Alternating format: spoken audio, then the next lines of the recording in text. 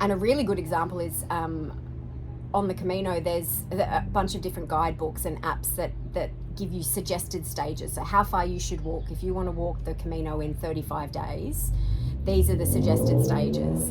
And it's fascinating to watch people follow those stages to the letter. They won't take a single deviation. They won't take the road less traveled. They wouldn't even consider staying in one of the off-stage towns. They're like sheep. And when this is something I did really well, I'm really proud of myself for doing on the second Camino, is that I genuinely listened to my body and my soul and what I actually wanted to do and the type of experience I wanted to have.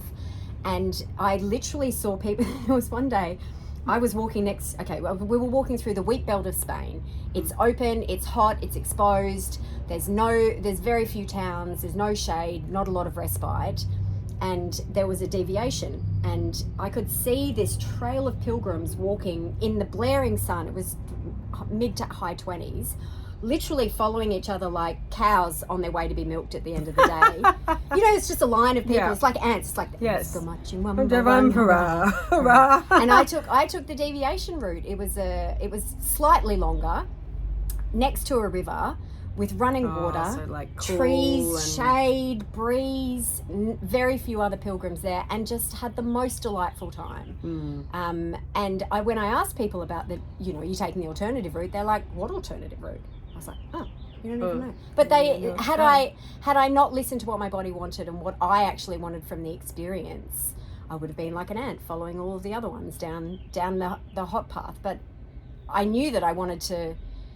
So did you check it when you, like, I know that Cass checks in with herself a lot, like, what do I want? And I have covered that in some of my other videos, and we'll cover it a bit now, I think, because you can check, like, we have a guidance system inside of us. Like, this heart knows much more than what this head, like, this head will try and think its way through things, but the heart actually knows. And call it intuition, call it like heart guidance, call it whatever you call it. You can check in. So did you check in at that intersection and just say... Always. And that's probably something that I did more on the second Camino, was check in with myself in the morning.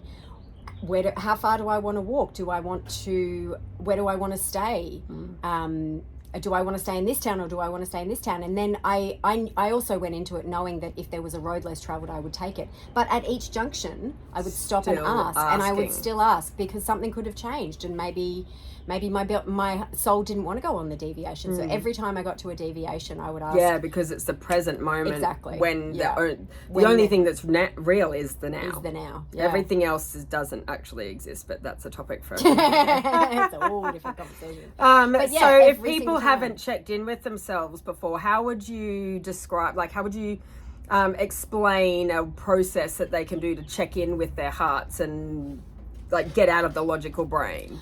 I would say make it simple. Don't make it simple. So for me, if I got to a section in the Camino where I had the option to take the normal well-populated road or the road less traveled, I would stop and I would take a deep breath, a really big deep breath, maybe a couple of deep breaths, and I would look at the normal path and I would say, do I want to go this way? And pause. And then my body, and then I get a response, like a physical response that says yes or no. And then I would look at the other path and I would say, do I want to go this way? And then I would wait and I would hear what my body actually wanted to do, or what my soul wanted to do. And then I would listen to it. And sometimes it would send me on paths that I didn't necessarily thought I wanted to go. Yes. Yeah. So if I thought I wanted to take, there were some days where, you as were I said, quite surprised. I was quite surprised, yeah. So I went in thinking I will always take the alternative route. And there were some alternative routes that I got to, and I asked myself, do I want to take this alternative route? And the answer was no. And instead of going, but I said I was going to do this and I'm going to take all the roads less traveled, blah, blah, blah, blah, blah. I was like, okay, no, my body said. Allowing it to flow and to change. Like, you're allowed to change your mind. You are allowed to change your mind. Just because you have one really expectation with no value. Yes. What's the, again, there's no expectation with zero value. There's